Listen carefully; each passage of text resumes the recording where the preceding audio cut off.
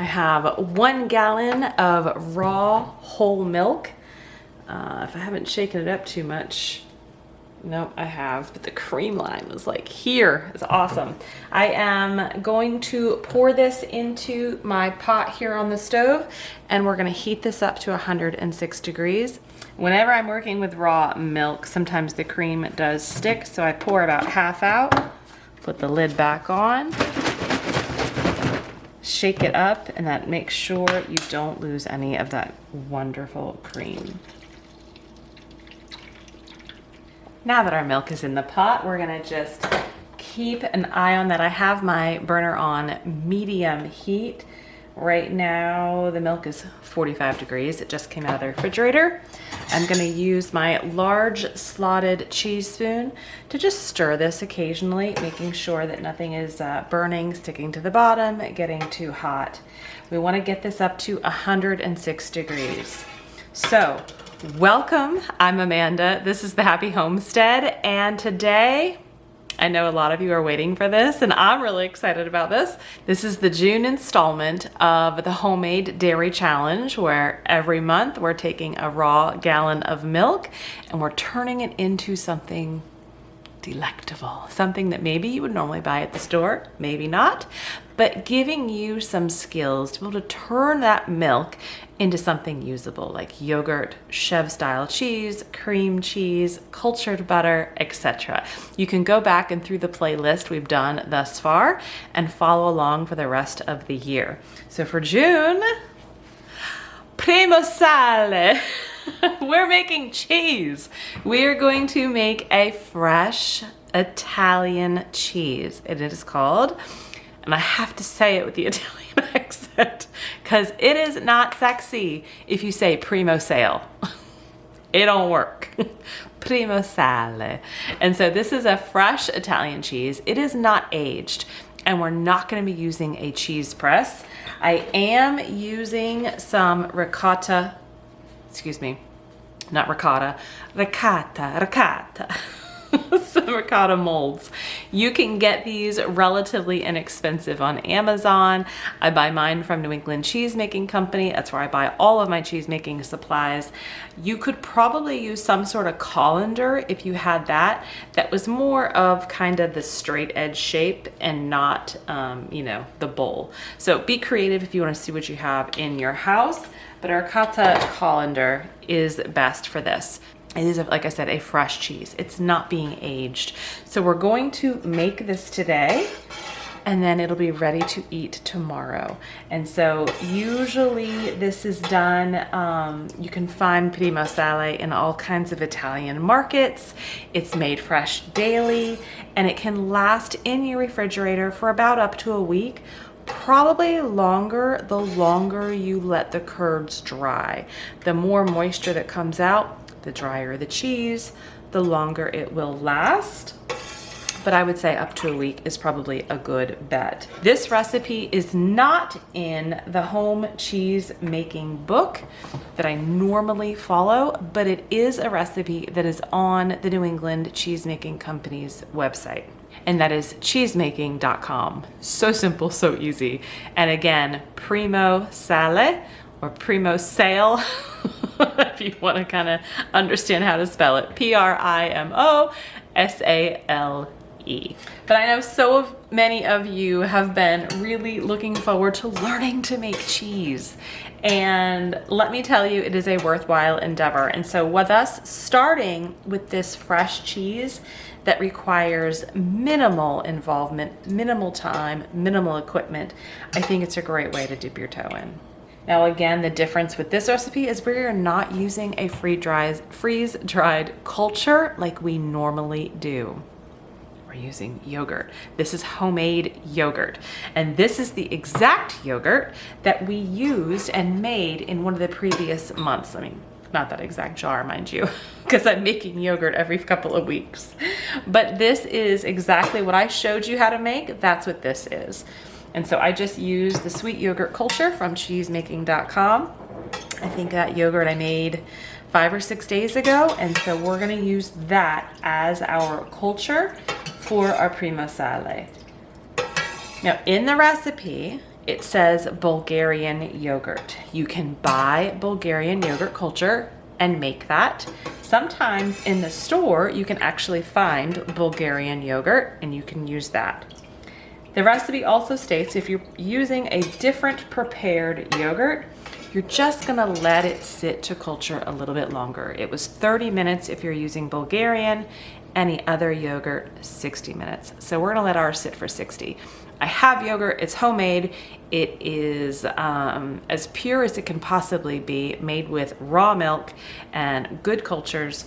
This is what I'm gonna use to keep my Primo Sale wonderful. So we're gonna measure out our salt and our yogurt, so we have that ready. I'm gonna use about 1 ounce of salt. And whenever you're doing cheese, it'll always say cheese salt, basically non-iodized salt, but Redmond real salt is our choice salt in this kitchen. Okay, a little over 1 ounce. And now we're gonna do 2 ounces of yogurt.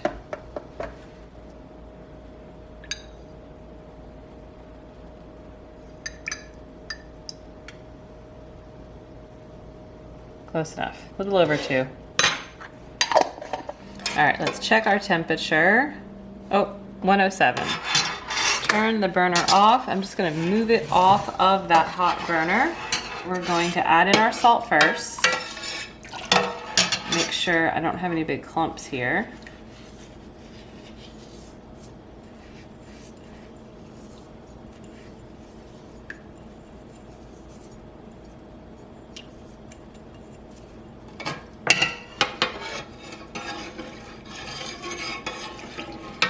All right, salt's mixed in. Let's add our yogurt. Same thing, because my yogurt is, clumpy like this, the slotted spoon is gonna help break up all of these clumps.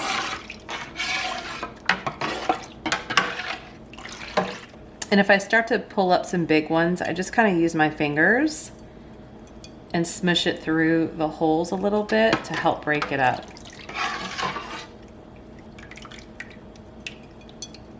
I put it back on the warm burner because the burner's off, the heat will go down, and I really want it to stay as close to 106 as possible. And it looks like it may have gone down a bit, so lid on, and we're gonna let it sit for 1 hour. So while that's sitting, I'm just getting my rennet ready. And so per the directions, and just about every cheese making recipe that uses rennet does this, you take a 1/4 cup of cool, non-chlorinated water, and you'll add your rennet to it. Now for this recipe, it says, I think it was 1/4 teaspoon, but that is for if you're using pasteurized milk. If you're using raw milk, and the recipe does state this, then you're gonna go a little bit higher. And so a 1/4 teaspoon, I believe, was like 1.25 milliliters. We need to go to 2 milliliters, so it's a little bit less than 1/2 teaspoon. So I'm just gonna do a little less than 1/2 teaspoon of rennet in my water.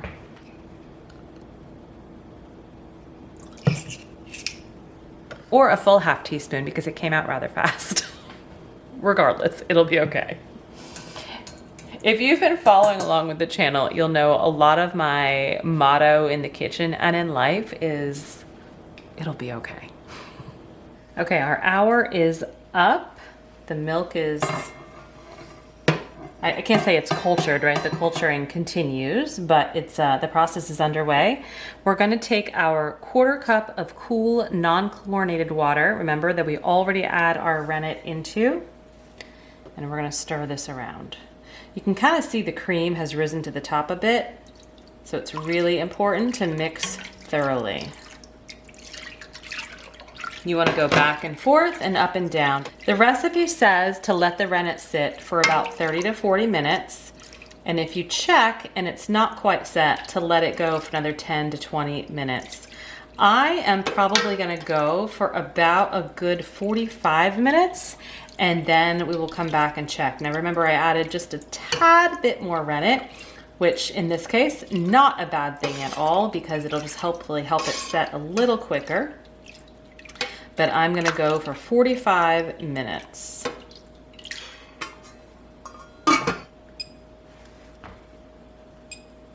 It has been 30 minutes. I know I had set the timer for 45, but it's been 30. I'm just gonna check. And how you check is you take a flat end spatula and see if the milk pulls away.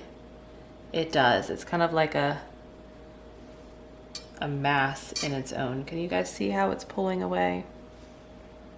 Let me try it this way. So I'm gonna cut my curds. I'm gonna do about 1 inch to start. Doing it in a grid pattern. So this way, and then we'll go the other way.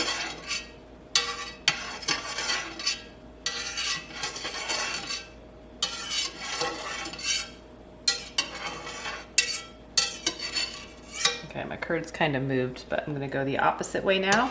So I'm basically doing a checkerboard, creating cubes. And then I take my spoon and I try to go horizontal.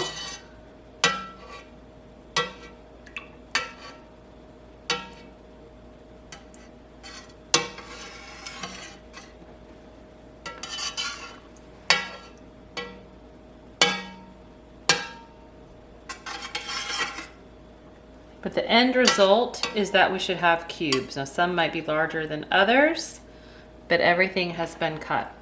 I'm gonna let this sit for 5 minutes. A lot of these curds now are going to go to the bottom and you'll see more of the whey come up top. But we're gonna let this sit for 5 minutes and then we'll come back and stir and make these curds a bit smaller. Our 5 minutes is up. I'm gonna take my whisk. You can use any whisk. I have a rather large, obnoxiously large whisk that I use for cheese making.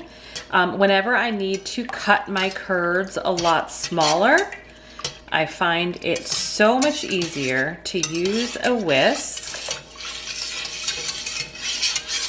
and get the curds to the correct size. So we're just cutting them smaller. The recipe says, I think 3/8 to 5/8. Now, if you're in the beginning of your cheese making journey, you may get out a ruler or a tape measure and measure a curd. Maybe, I don't know. I have not done that. I refuse to do that, to get hung up on every minutia rather than focusing on the process and what the end goal is. And the end goal is to get your curds into smaller pieces to allow more of that whey to come out.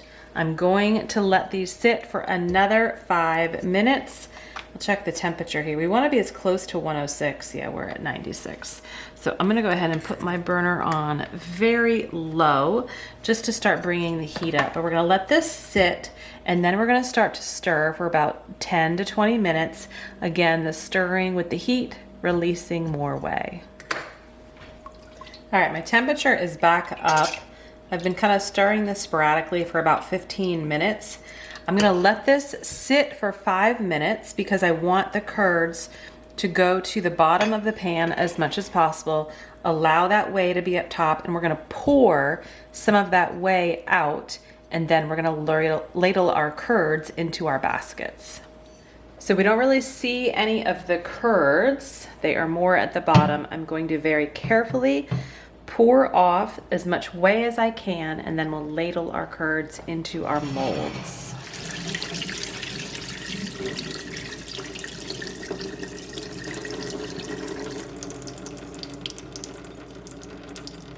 I'm gonna do 2 different flavors. I decided I'm actually gonna flavor both. One is a mixture of dried mint, basil, and dill. And this is a recommended combination on the website. This is a teaspoon of ground turmeric, a teaspoon of ground nutmeg, and a teaspoon of smoked paprika. So I'm just gonna actually first take my clean hand and kind of mix up the curds.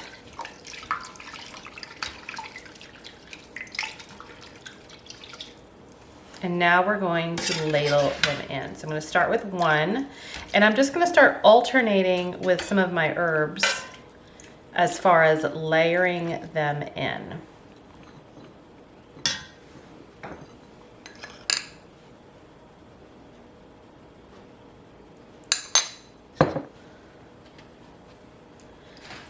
I'm going over here, guys, because I want to make sure I have enough to do both flavors.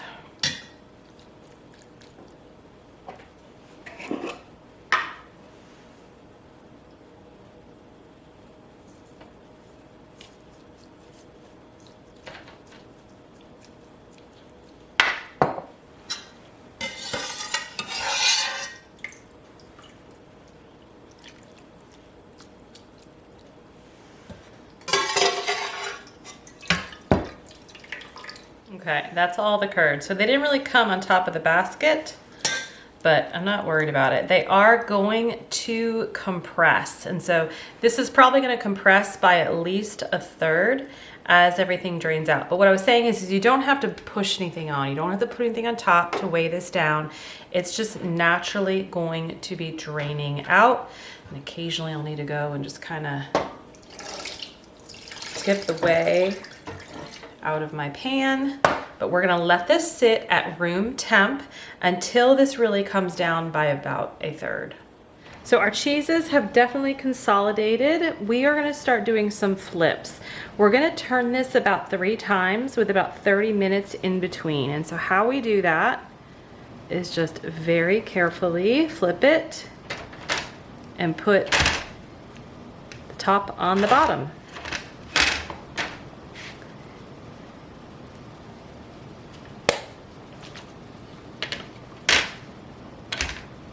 And we're gonna let that drain for 30 minutes and then we'll come flip again.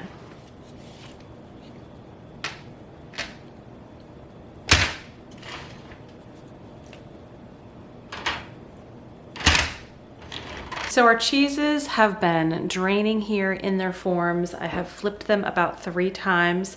We are now gonna get them into the refrigerator. You can eat them the same day, but they're really good the next day. By putting in the refrigerator, the culturing will kind of slow down immensely, and that way it preserves the flavor that we're at now. So I have these containers. You can use whatever you have, but you're gonna wanna have something on the bottom to just allow any more whey to come out and not have the cheese sitting in the way. So whatever you need to do, it can even just be like a really clean sanitized towel on the bottom of your container and then putting your cheese on top, right? Anything that will help absorb or take away the whey and not soak your cheese in it. And I'm going to make sure that the top is now the bottom as we put it into the fridge.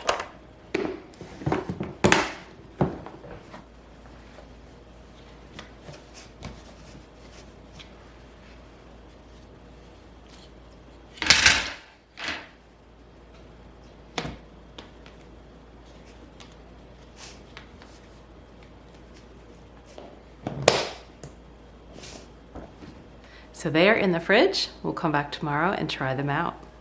There's anything wrong with it. It's just, it's not really my thing.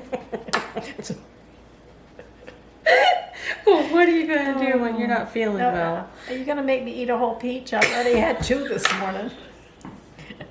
Can you just chill out? Gosh. Okay. This one is with, it's an Italian cheese that is not aged. This one is with dried mint, basil, I think, and dill.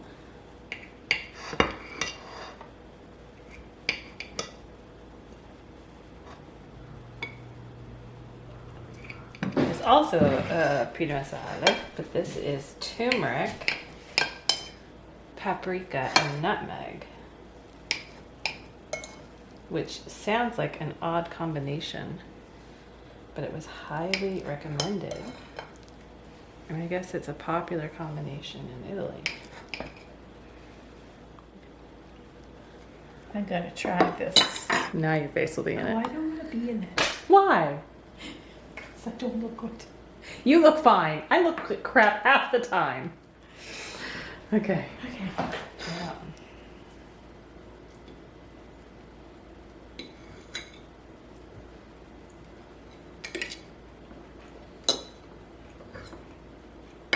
That's good.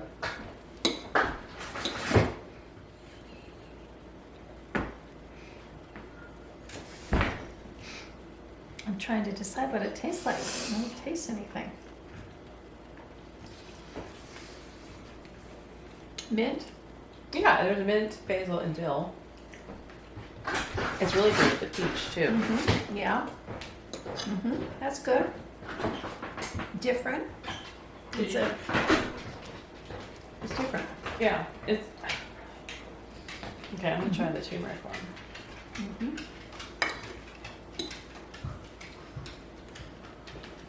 I like it. Which one do you like better? This one. Oh, the turmeric one?